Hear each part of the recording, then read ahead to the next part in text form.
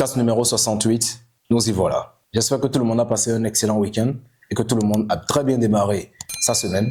Aujourd'hui, nous allons parler d'un thème très important, un thème qui sera utile dans tous les aspects de la vie, en l'occurrence sur les marchés financiers ainsi que ce soit dans le domaine professionnel, que ce soit dans le domaine conjugal ou bien dans n'importe quel domaine.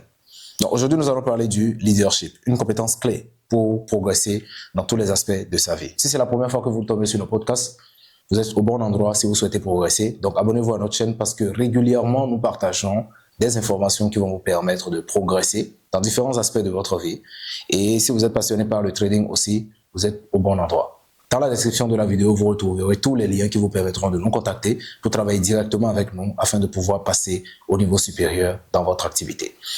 Alors aujourd'hui, nous allons parler de comment développer son leadership. Quand on parle de leadership, beaucoup de personnes entendent par leadership la position d'un leader. Et quand on parle d'un leader, on y voit la position d'un dirigeant. Alors qu'en fait, le leadership ne concerne pas seulement le fait de diriger les autres. Le leadership, c'est aussi le fait de se diriger soi-même.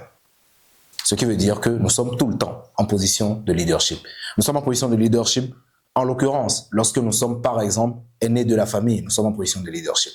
Lorsque nous avons un enfant, nous sommes en position de leadership. Lorsque nous avons des apprentis, nous sommes en position de leadership. Lorsque nous avons des employés, nous sommes en position de leadership. Lorsque nous avons des collègues, nous devons diriger un groupe de travail, nous sommes en position de leadership. Nous sommes en position de leadership lorsque nous sommes quelqu'un d'important dans notre famille, dans notre travail, et partout où nous passons, nous sommes en position de leadership. Nous sommes en position de leadership si nous avons quelque chose dont les autres peuvent profiter, en l'occurrence des compétences, de l'argent, peu importe. Chaque fois que nous sommes dans une position où nous pouvons apporter quelque chose aux autres, nous sommes en position de leadership. Donc, ce qui veut dire que dans tous les aspects de notre vie, nous sommes toujours en position de leadership. Même en tant que citoyen, nous sommes en position de leadership. Nous sommes en position de leadership vis-à-vis des autres usagers, notamment lorsque nous sommes sur la route, nous sommes en position de leadership. Donc, tout le temps, nous sommes en position de leadership. Nous sommes en position de leadership dans notre foyer. Nous sommes en position de leadership dans notre vie de couple. Nous sommes en position de leadership partout où nous passons. Donc, ce qui veut dire que le leadership, ce n'est pas seulement applicable aux chefs d'entreprise ou au président de la République ou aux ministres ou bien aux hommes d'État. Nous sommes tous et à chaque instant en position de leadership. Donc, développer son leadership, c'est quelque chose qui nous sera utile. Même en étant employé, nous pouvons avoir un très bon leadership et avoir beaucoup plus de résultats dans ce que nous faisons. Donc, le leadership n'est pas destiné aux managers ou aux chefs d'entreprise ou aux personnes qui ont un statut supérieur. Le leadership est destiné à tout le monde. Et tout le monde est censé développer son leadership. En tant que père, en tant que femme, en tant que mari, en tant que chef d'entreprise, en tant que manager, en tant que professeur, en tant qu'étudiant, nous sommes tout le temps en position de leadership. Et quand on parle de leadership, on fait référence, en faisant bien sûr référence à l'armée, on y voit deux paramètres, ou du moins deux entités. Il y a ceux qui sont dirigés, ok, donc, et ceux qui dirigent, ceux-là, on va les appeler les leaders, et les autres sont les dirigés. Donc, le leader, en faisant référence à l'armée, c'est le général. Et ceux qui sont dirigés, c'est les soldats. Le général donne les ordres, les instructions, les directives, les indications. Et le rôle des soldats, c'est de pratiquer ce qui leur a été indiqué. Le rôle des soldats, c'est l'exécution. Pour qu'une mission puisse réussir, il faut non seulement un bon leader, mais il faut aussi de bons exécuteurs. Vous pouvez être un bon leader, mais l'objectif de l'équipe n'est pas atteint parce que les gens n'exécutent pas. De la même manière, on peut avoir un mauvais leader et de bons exécuteurs, la mission n'aboutira pas. Donc, on voit que le principal élément qui définit l'atteinte d'un objectif, que ce soit un objectif personnel ou un objectif de groupe, c'est le leader. C'est la raison pour laquelle il est important d'avoir un bon leadership. Donc, d'être dans une bonne position, c'est-à-dire dans une position de général. Le général donne des ordres, le soldat exécute. S'il y a une mission à accomplir, une mission à exécuter, une opération à mener, qu'elle soit publique ou clandestine, le général donne des ordres, des instructions, des indications et le soldat exécute. Donc, Il faut être un bon leader pour pouvoir amener sa troupe vers un objectif commun. Mais on ne peut pas diriger les autres si on est incapable de se diriger soi-même. C'est la raison pour laquelle beaucoup de personnes ont une certaine misconception et une mauvaise compréhension du thème leadership en pensant qu'être un leader, c'est donner des ordres aux autres, imposer quelque chose aux autres, etc. Le leadership commence d'abord par vous-même. Vous voulez développer votre leadership? Vous devez être d'abord capable de vous diriger vous-même. Donc ça veut dire quoi? Vous êtes à la fois le général, mais aussi à la fois le soldat. Nous sommes à la fois le général, nous sommes à la fois le soldat. Le général, c'est celui qui fait le plan, celui qui fixe les objectifs, celui qui donne les directives, celui qui dit ce qu'il y a à faire et ce qu'il y a à ne pas faire. Et le soldat, son rôle, c'est d'exécuter. Donc chaque instant, nous sommes à la fois dans la position du général, nous sommes aussi dans la position du soldat. À chaque instant, nous savons ce que nous avons à faire. À chaque instant, nous savons quels sont les objectifs que nous souhaitons atteindre. À chaque instant, nous savons quelles sont les directives, les manœuvres à adopter pour atteindre nos objectifs. Mais très souvent, on n'exécute pas. Ça veut dire que nous sommes des généraux, mais de mauvais soldats. Donc nous savons ce qu'il y a à faire, nous savons ce qu'il y a à mettre sur la table, nous savons le sacrifice à faire, nous savons le travail à accomplir, mais nous ne le faisons souvent pas parce que nous sommes de mauvais soldats. Et tant qu'on n'est pas un bon général et un bon soldat, on ne peut pas être un bon leader. Donc notre capacité à nous diriger nous-mêmes d'abord vers nos propres objectifs, c'est ce qui permettra de pouvoir diriger les autres vers des objectifs communs. C'est la raison pour laquelle j'ai l'un de mes supérieurs hiérarchiques qui me disait: vous ne pouvez pas être un bon dirigeant si vous n'êtes pas un bon subordonné. C'est-à-dire, avant d'être un bon dirigeant, il faut d'abord être un bon subordonné. Si vous voulez être un champion du monde dans une catégorie sportive bien définie, vous devez d'abord être un bon élève. Vous voulez être champion du monde de la boxe, il faut d'abord être un bon élève de la boxe. Vous voulez être un excellent trader, il faut d'abord être un bon élève en trading. On voit des personnes qui se lèvent avec leur ego, qui se disent: ah ben moi, le trading, je peux l'apprendre en autodidacte. Je peux me débrouiller tout seul. Il suffit de cliquer sur buy et sur sell. Avec quelques gains hasardeux qu'ils arrivent à accumuler dès le début, ils se disent: ah ben j'ai besoin de personne. Et qu'est-ce qui s'ensuit? Ils enchaînent après des pertes, lorsque la chance du débutant disparaît. Donc, vous ne pouvez pas être de bons leaders, vous ne pouvez pas être de bons dirigeants, vous ne pouvez pas être un exemple pour votre génération, vous ne pouvez pas être quelqu'un de considérable et de respectable ou d'honorable si vous n'êtes pas dans un premier temps un bon subordonné, un bon esclave, un bon soldat. Donc, le leadership commence d'abord par soi-même. Je dois être en mesure de me pousser à me lever tôt le matin. Je dois être en mesure de me pousser à arriver à l'heure à mes lieux de rendez-vous. Je dois être en mesure de me pousser à exécuter mon plan de trading sans aucune faille. Je dois être en mesure de me faire faire ce que je suis censé faire pour atteindre mes propres objectifs avant d'être en mesure de diriger qui que ce soit. Donc le leadership commence d'abord par soi-même. Peu importe que vous soyez père de famille, que vous soyez chef d'entreprise, que vous soyez trader, que vous soyez coach, peu importe.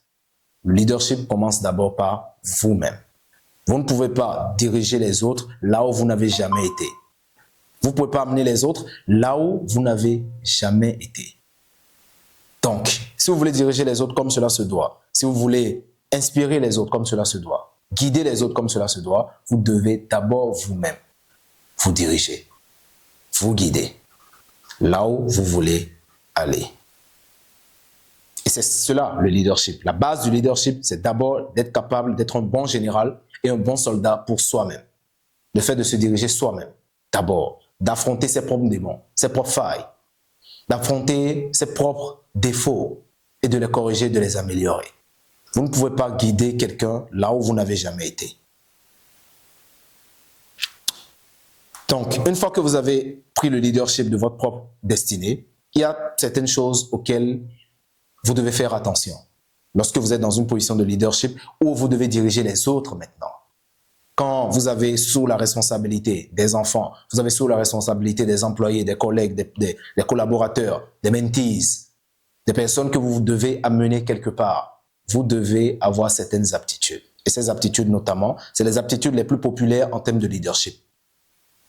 On va en parler de quelques-uns. Je vous invite à prendre note. La première aptitude, c'est d'être confortable dans des situations inconfortables.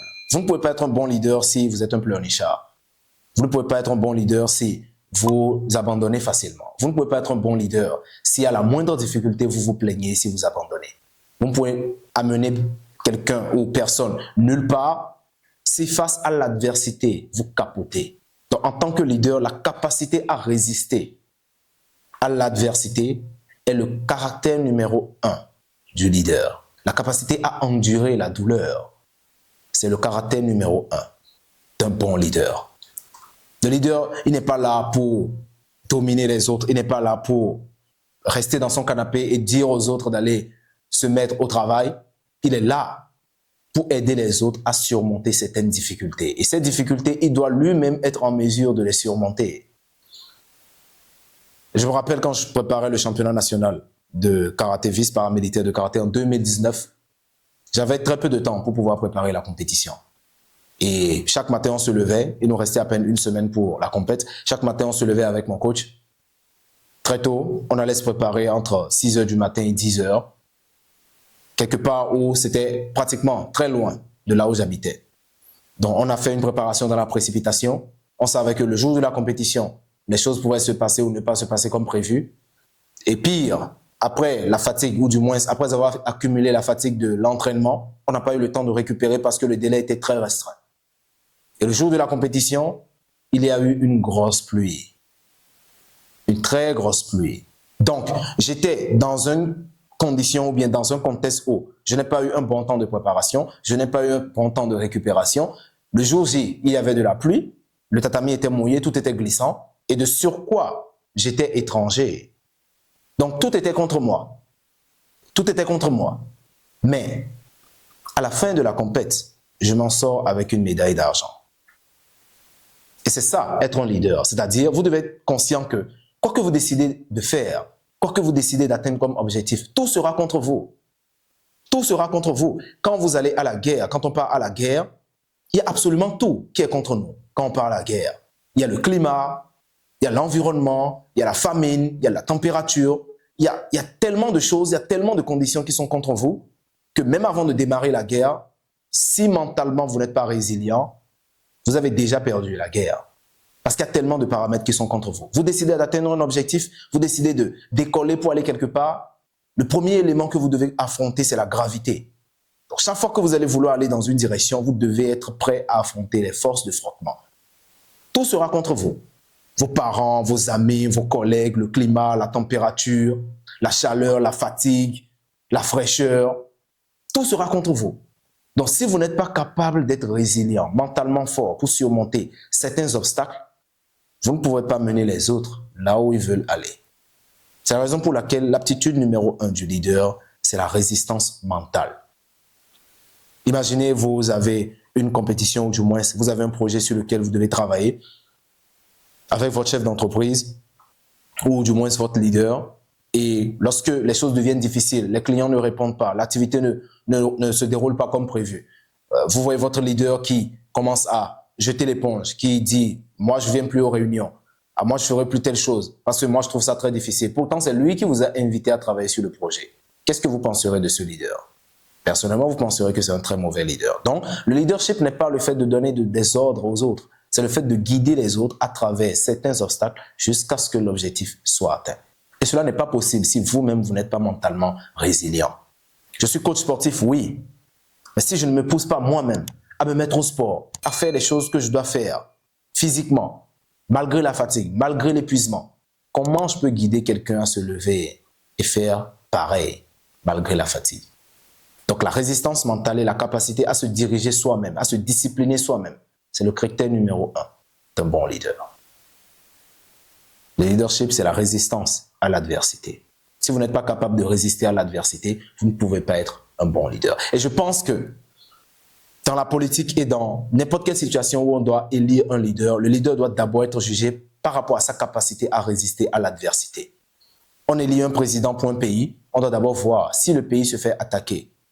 Est-ce que ce président est capable de réacter comme cela se doit? Et quand je parle d'attaquer, ce n'est pas forcément une attaque nucléaire. Ça peut être une attaque par la famine, ça peut être une attaque par le chômage, ça peut être une attaque chimique, ça peut être une attaque par n'importe quelle situation, n'importe quel paramètre peut attaquer un pays. épuiser son économie? Est-ce que ce dirigeant est capable de faire preuve de résilience et d'y apporter une réponse favorable? Deuxième critère d'un bon leader, deuxième compétence clé, deuxième aptitude, être à l'écoute. Le leader, c'est quelqu'un qui sait utiliser ses yeux et ses oreilles. Tant que vous n'êtes pas capable de rester à l'écoute et de rester en observation, vous ne pouvez pas être un bon leader. Et très souvent, on confie la responsabilité de certaines grosses missions aux snipers. Les snipers, leur rôle ne sont pas, ou bien ne se résume pas seulement à aller sur un champ de bataille et exploser toutes les têtes. Non. 90% du temps, un sniper, sa mission, c'est l'observation, l'investigation, l'écoute, la prise de renseignements. C'est la mission principale d'un sniper. Donc, en tant que leader, si vous souhaitez prendre de meilleures décisions, vous devez d'abord être à l'écoute.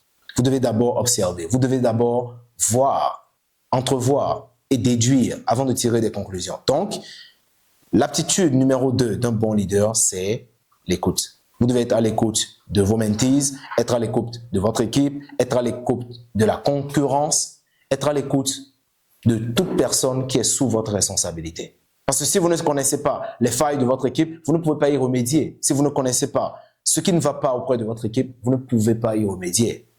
Donc, vous devez être à l'écoute. C'est la deuxième compétence d'un bon leader. Un bon leader doit être à l'écoute de son équipe.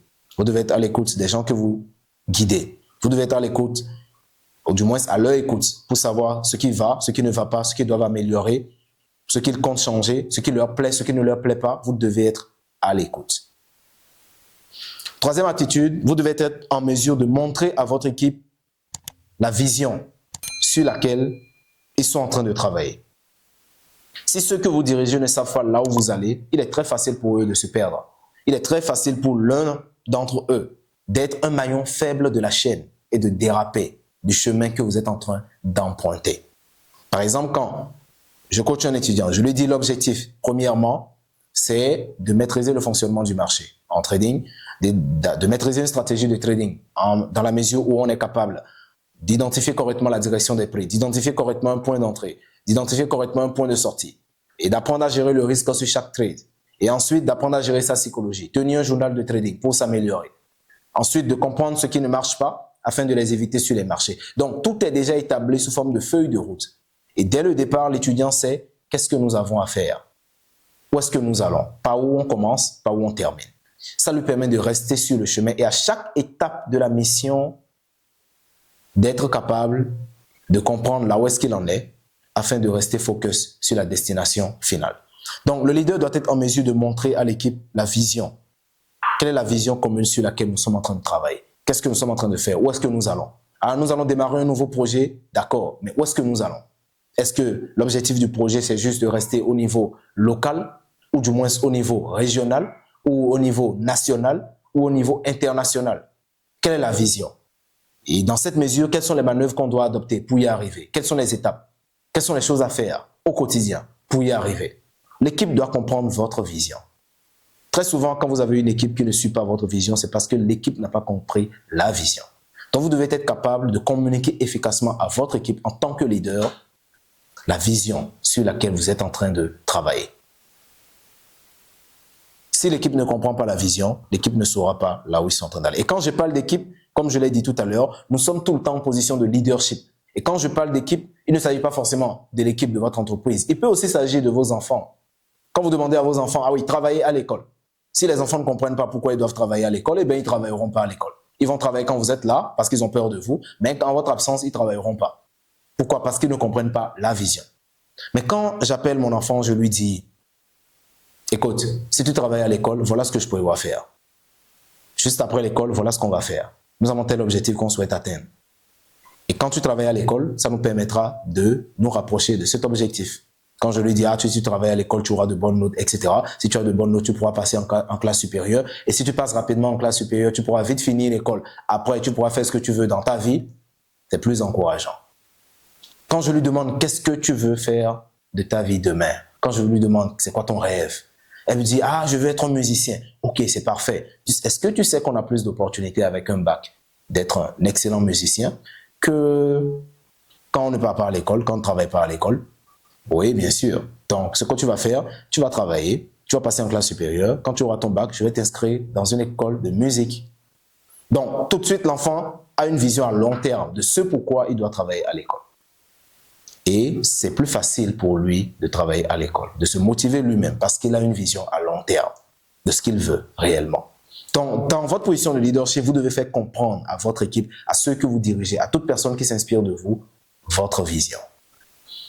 Quatrième aptitude d'un bon leader, le détachement. Quand vous êtes un leader, vous ne devez pas être trop impliqué. Vous devez être détaché.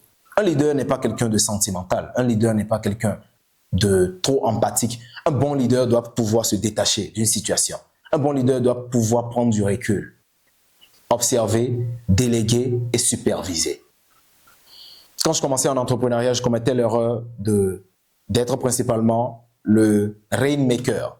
Quand je parle de rainmaker, c'est-à-dire la personne principale autour de laquelle tout tourne. C'est-à-dire si je tombe malade, plus rien ne marche. Si j'arrête de travailler, plus rien ne marche. Parce que je contrôlais tout. Parce que j'avais la main sur tout. Parce que j'étais le seul qualifié à faire tout ce qu'il y avait à faire. Et je pensais que j'étais dans une position de leadership. Erreur. Dans une position de leadership, si les choses ne marchent pas en votre absence, ça veut dire que vous n'êtes pas un bon leader. Il faut que les choses marchent, même quand vous n'êtes pas là. C'est ce qui définit votre leadership. Votre capacité à diriger, déléguer, superviser de loin ce qui est en train d'être fait. Donc, quand vous êtes un leader, que vous êtes trop impliqué dans les activités, trop impliqué dans ce qui est en train de se passer, vous n'avez pas le détachement nécessaire pour voir ce qui ne marche pas. Je donne un exemple terre à terre. Vous êtes le président d'un pays ou bien d'une association. Les choses ne se passent pas comme prévu. Les choses ne roulent pas comme cela se doit. L'économie est complètement à bas. Et pendant ce temps, vous passez votre temps à balayer les rues juste pour montrer au pays que, ou du moins au peuple que vous êtes à leur service, etc. Vous passez votre temps à traîner sur les chantiers pour voir toutes les constructions, comment est-ce que ça marche. Vous êtes trop impliqué. Un leader doit être quelqu'un qui a la capacité de se détacher, de faire un pas en arrière et de regarder les choses au gros plan. De reculer, de voir qu'est-ce qui se passe au gros plan. Et quand il a une vision beaucoup plus globale de ce qui est en train de se passer, il est plus facile de diagnostiquer là où se pose le problème. Mais quand le leader est trop en activité, il est difficile de voir là où se cause le problème. J'avais commis aussi cette erreur dans mon académie de boxe, où tout le temps, j'étais en train de travailler avec les étudiants. Oui, je donnais des exercices que je faisais moi-même. Quand je donnais une consigne, quand un exercice à faire, tout le monde le faisait et je le faisais aussi. Mais en le faisant, qu'est-ce qui se passe? Je n'ai pas le recul nécessaire pour voir est-ce que les autres le font bien? Est-ce que les autres progressent? Est-ce que les autres avancent parce que je suis trop impliqué? Donc, un leader doit pouvoir se détacher. Le rôle d'un leader, c'est de faire comprendre la vision à l'équipe, de donner les directives qu'il faut pour atteindre cette vision et de se détacher. Se détacher, superviser, observer, écouter. Ce n'est pas d'être tout le temps à la tâche. C'est ça être un leader. Donc, quand vous êtes tout le temps à la tâche, naturellement, ça ne vous permettra pas d'avoir le recul nécessaire pour superviser ce qui marche, ce qui ne marche pas. Le dernier point, cultiver le bilan. OK? Cultiver le bilan. Quand je parle de cultiver le bilan, ça veut dire quoi? Vous devez tout le temps évaluer où est-ce que vous en êtes par rapport à la vision globale. Vous devez permettre à votre équipe, vous devez permettre à ceux que vous dirigez ou ceux que vous guidez d'avoir un œil sur l'étape actuelle et la prochaine étape. Et je pense que si quelqu'un dérape, ou du moins quelqu'un dérive, la principale raison, c'est qu'on a perdu de vue la prochaine étape. Vous voyez quelqu'un qui gagne 1 million aujourd'hui et qui passe tout son temps dans une boîte de nuit à dilapider son argent, la personne a perdu de vue sa prochaine étape. Quand quelqu'un vient me voir, me dit « Ah, moi, je veux devenir un millionnaire en trading. » Ok, suppose que dès demain matin, on verse 1 million sur ton compte. Tu n'as pas besoin de trader, tu as juste besoin d'1 million, de gagner 1 million. Voilà, on a versé 1 million sur ton compte. Tu fais quoi? Ensuite, prochaine étape. Donc, très souvent, on dérape, on dérive lorsqu'on perd de vue sa prochaine étape. Donc, votre rôle en tant que leader, c'est de faire comprendre à l'équipe où est-ce qu'on en est actuellement, où est-ce qu'on veut aller et quelle est notre prochaine étape. Donc, à chaque instant, on doit toujours garder l'œil sur la prochaine étape. Donc, vous devez avoir la culture du bilan. Tout le temps faire un bilan, tout le temps faire un bilan. Rencontrer chaque fois les mêmes problèmes, c'est un signe de manque de bilan. Quand vous ne faites pas des bilans régulièrement, vous rencontrez tout le temps les mêmes difficultés, tout le temps les mêmes problèmes, tout le temps les fins du mois secs, tout le temps les mêmes adversités, les mêmes démons, tout le temps, parce que vous ne faites pas régulièrement des bilans. Donc, un leader doit pouvoir cultiver régulièrement le bilan. Ça peut être un bilan mensuel, ça peut être un bilan hebdomadaire, ça peut être un bilan annuel, mais régulièrement, faire un bilan pour savoir là où est-ce qu'on en est et où est-ce qu'on va. Donc, pour résumer ce podcast, être un bon leader, donc c'est-à-dire développer son leadership. Quand on parle de leadership, c'est dans tous les domaines de la vie. Même sur les marchés, il y a du leadership. Quand vous faites une perte et vous dites que le marché est manipulé, c'est un manque de leadership. Vous devez prendre le leadership des résultats de vos trades. Vous devez dire, c'est de ma faute. Si je gagne, si je perds, c'est de ma faute. Parce que le marché s'en fout de moi. Donc, qu'est-ce que je dois faire pour améliorer ce que je suis en train de faire? Donc, vous êtes dans une position de leadership. Quand vous coachez des gens, vous êtes dans une position de leadership. Quand vous avez des enfants, vous êtes dans une position de leadership. Vous avez des petits frères, des grands frères, etc. Vous êtes tout le temps en position de leadership. Et la première des choses, vous devez être d'abord un bon leader pour vous-même, un bon général, un bon soldat. C'est-à-dire montrer l'exemple. Montrez l'exemple. Vous voulez que les gens soient ponctuels, commencez d'abord par être ponctuels. Vous voulez que les gens gagnent de l'argent, commencez d'abord par gagner de l'argent. Vous voulez que les gens se mettent au sport, commencez d'abord par faire du sport. Vous voulez que les gens soient disciplinés, commencez d'abord par être disciplinés. C'est simple.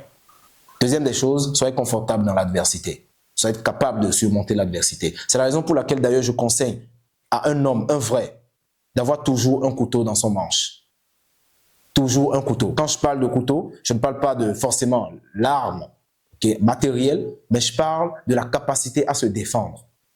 La capacité à se défendre, que ce soit physiquement, mentalement, socialement. Quand je parle de la défense sociale, lorsque aujourd'hui, par exemple, quelqu'un vous porte plainte, est-ce que vous avez les armes juridiques nécessaires pour y répondre? Un bon leader doit être en mesure de se défendre. Donc, vous devez être confortable en situation d'adversité. Troisièmement, vous devez être à l'écoute. Quatrièmement, vous devez montrer à votre équipe la vision commune.